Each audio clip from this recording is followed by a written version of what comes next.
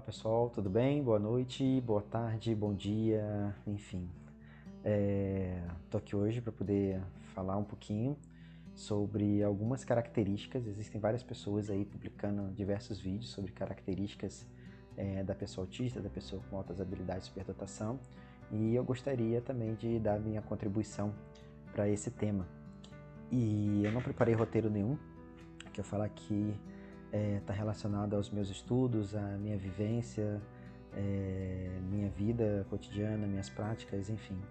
E o que eu gostaria de dizer é que nem o autismo e nem as altas habilidades, eu vou ficar falando das altas habilidades, mas quando eu falar altas habilidades é a superdotação, enfim. Nenhuma das duas são doenças, né? As pessoas que possuem essas condições do neurodesenvolvimento, elas nascem dessa forma, elas se desenvolvem, passam pela infância, por todas as fases, passam pela adolescência e fase adulta, envelhecem e elas morrem, né, com essas condições. E o meio influencia muito, né, para que as pessoas elas possam potencializar ou não os traços, né, relacionados. E segundo a literatura DSM-5-TR, que é o mais recente, não fala tanto das altas habilidades, mas fala um pouco mais da questão do autismo. E lá ele fala que o autismo, né, assim como outros transtornos do neurodesenvolvimento, precisam possuir algumas características básicas, um somatório dessas características, há pelo menos 6 meses. Né? Algumas dessas características um pouco mais de tempo, mas algumas delas precisam estar presentes há pelo menos 6 meses, esse conjunto, né, para que a pessoa de fato, tendo eles presentes, podem ser diagnosticada, né, e dita como uma pessoa autista. As altas habilidades, né, particularmente, ela lida muito com o que a gente chama de assincronia. E a sincronia são potencialidades que ao longo da vida, né, a pessoa ela vai adquirindo, e mais uma vez, de acordo com o meio onde ela vive e as oportunidades que ela tem de vida, ela pode potencializá-los ou não. Mas existem traços característicos que, independente do meio, como eu disse, a pessoa já nasce com algumas características, ela encontra maneiras, agora falando das altas habilidades, ela encontra maneiras de desenvolver essa potencialidade, porque o olhar dele de mundo, né, da pessoa com altas habilidades, ela é um olhar diferenciado, assim como da pessoa que está dentro do espectro autista, tá? Então, falando um pouquinho a respeito, né, das características do autismo em particular, então são pessoas que, porventura, elas possuem o que a gente chama de não diria não é bloqueio, porque a palavra correta não é bloqueio. As pessoas com autismo, elas possuem algumas regiões cerebrais que fazem com que ela não desenvolva corretamente, que a gente diz de uma empatia, mas de uma empatia dentro do que é conhecido hoje na literatura e na ciência como a teoria da mente. Então, como se fosse um bloqueado, não é deficitário, que eu não gosto desse termo, a possibilidade de se colocar no lugar do outro. Não é que ela não sinta amor, não é que ela não sinta empatia. Existem várias formas de manifestar empatia, mas ela não consegue, de fato, né, por vezes, sentir o que o outro está sentindo dentro de um determinado contexto, porque ela não consegue pensar e raciocinar como uma pessoa neurotípica consegue, habitualmente, mas por uma questão do neurodesenvolvimento, né? Então, ela por vezes pode passar como uma pessoa antipática, uma pessoa distante, uma pessoa que não tem noção, né? Porque fala espontaneamente o que vem na cabeça, passa nem pelo coração, não tem um filtro. Então, isso pode trazer alguns prejuízos. São pessoas que por vezes ela não tem um controle inibitório adequado relacionado a esse processo também. Os autistas, por vezes, eles podem apresentar características como os TIMs, né, que são alguns movimentos de mão, não todos, né, mas muitos podem ser potencializados ou reduzidos ao longo da vida. Muitos autistas eles podem apresentar também uma dificuldade desse olho no olho, não é porque ela não respeita a outra pessoa, mas porque ela realmente tem dificuldade, né, de olhar assim, encarar. Então, quando ela desvia o olhar, não é porque ela está querendo, não é porque ela está mentindo, ou não é porque ela não está querendo faltar com respeito, mas é porque ela de fato não consegue ter característica, né? De ficar olhando no olho. E além desses, né, próximos vídeos eu posso trazer outras características também. Isso traz ao longo da vida uma série de dificuldades, uma série de, talvez, né, seja esse termo, alguns medos, né, no se relacionar com o outro e alguns bloqueios que de fato podem ir sendo criados, porque quando ela tem consciência, né, dessa questão dentro do espectro, e ela entende, começa a perceber que de fato ela poderia agir de maneira diferente, mas ela não consegue e ela precisa de um suporte externo. E aí a gente entra no que seriam os níveis de suporte dentro do autismo, né? Que hoje em dia, segundo o DSM-5-TR, já fala sobre 3 níveis, né? Que é o nível 1, 2 e 3, de acordo com o suporte que a pessoa precisa com o espectro autista para exercer as suas funções, as suas relações, estar no mundo, né? E a pessoa ela pode ter todos os 3 níveis de suporte com deficiência intelectual ou não, e com algum prejuízo da linguagem ou não. Então, não se pode comparar um autista com outro, porque o espectro é muito variado, ele é muito amplo, né, nesse sentido. E aí, trazendo isso, né, como diz, traz os prejuízos, são esses prejuízos que, porventura, não tratado adequadamente ou não diagnosticado prematuramente, pode trazer, né, alguns prejuízos na fase adulta, né, ou por vezes pelo diagnóstico tardio. E a questão das altas habilidades, todo mundo pensa que são aquelas crianças, aquelas pessoas que são pequenos gêniozinhos, né? São pessoas que têm alto potencial, a pessoa sempre tira nota 10 e tem condições de fazer 1000 coisas diferentes. Então a vida dela, por isso, né, são as 1000 maravilhas, e não é uma verdade também. Porque dentro das altas habilidades existem outros prejuízos que a criança, né, o jovem, o adulto, enfim, que tem, também tem para a vida dele. Uma desses prejuízos é o fato dele não se enquadrar dentro do conceito de normalidade pelaquela sincronia que eu falei lá no início do vídeo. Então, são crianças e jovens, vamos colocar como crianças e jovens, né, para poder iniciar esse processo, nesse sentido, que está muito além. Elas conseguem, porventura, ouvir uma explicação da professora e basta uma explicação, às vezes no máximo 2, para que ela consiga já pegar o fio da meada e já desenvolver aquele exercício e todos os outros, né, que porventura a professora vai passar, enfim, que está ali na apostila, para que os outros alunos entendam. E o problema disso é que, por ele ter essa facilidade, ele, porventura, pode ter também uma aceleração, que a gente chama de uma hiperatividade cerebral, e essa hiperatividade cerebral pode fazer com que ele não consiga acompanhar o ritmo da turma. Isso é um problema, porque ele pode ser muito facilmente confundido com uma criança que, por exemplo, tem uma hiperatividade, né? Ou um transtorno, né, de hiperatividade. Né? Entre os mais comuns, o principal aí é o TDAH, né? Transtorno de déficit de atenção e hiperatividade, que também não necessariamente tem que estar tudo presente. Então, enfim, não é porque tem TDAH que ela vai ter que ser sempre uma criança muito agitada. Existe só o TDA, que é o déficit de atenção, né? Transtorno de déficit de atenção, mas enfim, isso é um assunto para outro vídeo. E um dos prejuízos da criança e do jovem com altas habilidades é esse estar à frente, né? E não conseguir acompanhar um determinado ritmo.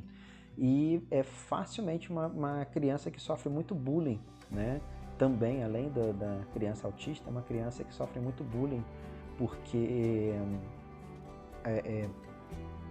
é difícil lidar com pessoas que, por terem uma consciência, uma inteligência, uma percepção de mundo diferenciada, e os outros que não têm, eles, de uma maneira de compensar esse não acompanhar e esse desentendimento da facilidade do outro, ao invés de acolhê-lo, ele exclui, né?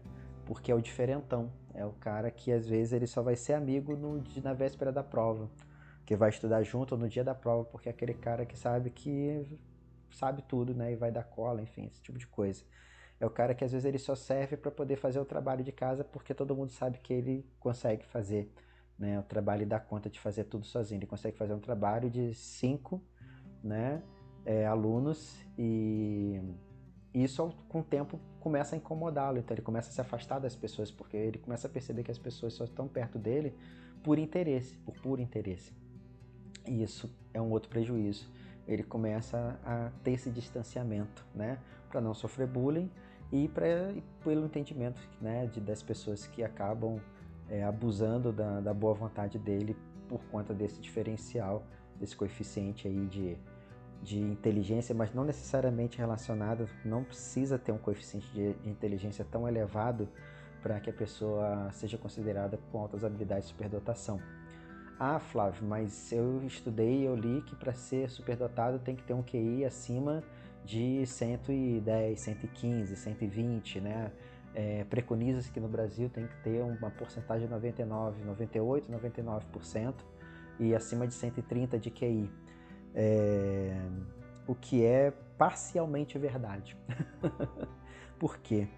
Porque existem pessoas que têm um coeficiente de inteligência que não é tão elevado assim, um pouco acima da média, mas que não o torna, né, acima de 130 com outras facilidades, e que ela é uma exímia musicista, ou que a pessoa é um exímio esportista, a pessoa é muito ruim em matemática, em português, mas ele é um cara que desenvolveu a inteligência psicomotora de uma maneira muito boa. Então, se estuda hoje em dia, né, essa questão também, essa parte relacionada às altas habilidades. E imaginem vocês, né, uma vez dito aqui, dessas dificuldades e potencialidades dentro do autismo e das altas habilidades, uma pessoa que tenha os dois. A gente chama isso de uma pessoa que tenha uma dupla excepcionalidade. Algumas linhas, né, da psicologia, no meu autodidatismo, estudando a respeito disso, mas eu como neuropsicopedagogo, um profissional aí da neuroaprendizagem, neuroeducação, enfim, e futuro psicopedagogo também, e com a graça de Deus analista, né, psicólogo analista do comportamento junguiano, enfim, eu posso dizer que essa dupla excepcionalidade, por vezes, as pessoas entendem como sendo as altas habilidades e o transtorno de neurodesenvolvimento, e às vezes como sendo apenas dois transtornos, uma pessoa que tem TDAH e autismo. Então aí sim se configura como dupla excepcionalidade.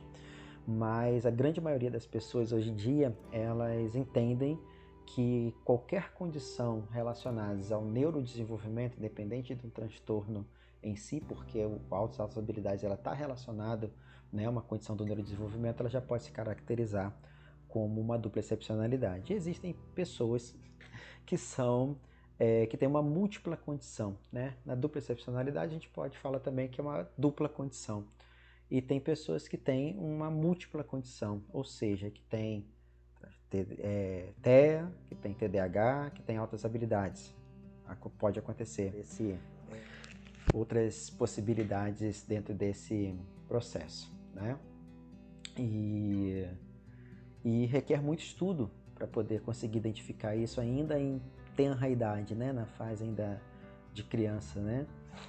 Muitas dessas características eu gosto, né? A não sei que seja uma coisa muito assíncrona, muito discrepante, eu gosto, né, conversar com os pais, né?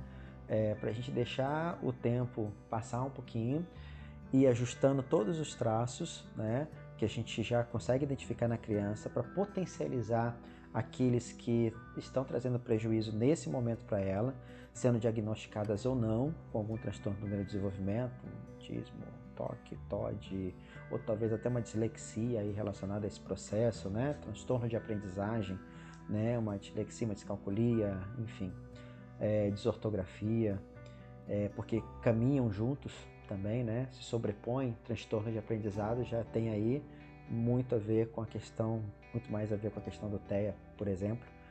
Então a gente precisa ter um cuidado muito grande nisso daí, porque cada criança dentro do espectro, dentro da condição que ela tem, dentro da sua dupla condição, que é a dupla excepcionalidade da sua múltipla condição, ela vai interagir com o mundo de uma forma muito única e particular, né?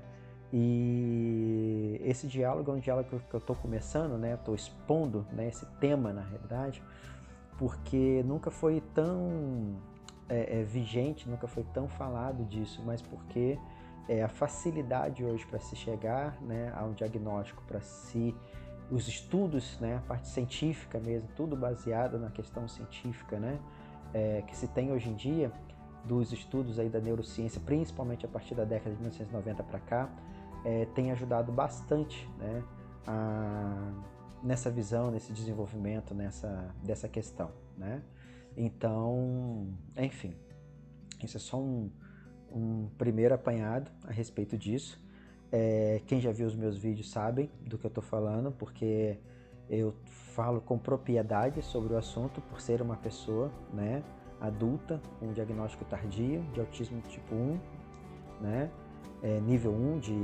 tipo 1 não, desculpa, autismo nível 1 de suporte, com alguns traços de TDAH, porque eles se sobrepõem, e com altas habilidades de superdotação, além de outras comorbidades, né, que eu não vou falar aqui agora. Então, eu sou esse tipo de pessoa que eu posso dizer que tenho, né, a múltipla condição. Eu achava que era apenas uma dupla condição, né, uma dupla excepcionalidade, mas eu estou percebendo agora com o tempo, com os estudos, que se trata realmente de uma múltipla condição. E em cima disso, depois eu vou, né, esmiuçando, não porque eu tenha, mas porque eu acho que é válido trazer essas informações para a sociedade como um todo, e mesmo para aqueles pais, aquelas famílias que não têm os filhos, enfim, dentro, né, do aspecto, né, do espectro autista e nenhum outro transtorno de neurodesenvolvimento. Então, enfim, né, diminuir um pouquinho, né, a questão do capacitismo e dos bullying velados que as pessoas fazem e que estão em todos os lugares, independente de serem crianças, adultos, jovens, idosos. Basta você ter uma visão um pouco diferenciada do mundo que você é tido, enquadrado como diferente, como esquisito, independente da idade que você tenha. E a única vantagem da idade é porque as pessoas viram e falam assim: é o jeito dele, foi esquisito assim a vida inteira, agora não tem mais jeito, vamos aceitar porque é melhor. Essa é a única vantagem da idade nesse sentido, mas eu tô aqui para poder abrir esse diálogo com todos vocês e a gente conseguir de fato tá trabalhando, tá tratando isso daí, trazendo à luz, né, esses temas para a gente poder conversar. Não deixe de deixar o seu like aí, o seu joinha, compartilhar o canal, curtir o canal e compartilhar com os amigos para fazer, né, o canal aqui no YouTube e crescer. Vou postar isso também em outras redes sociais, formatado, obviamente, mas eu quero abrir essa possibilidade aí. Gostaria muito que, além, né, de estar compartilhando, de estar curtindo e tudo mais, vocês me mandassem dúvidas e informações, que eu estou aqui, né, pronto para poder conversar com vocês, esclarecer, né, baseado no que eu conheço da parte científica, da parte técnica, né, do assunto, mas também de vivências de vida também, né, compartilhar isso com quem desejar, tá bom? Fique com Deus, forte abraço e até o próximo vídeo. Valeu!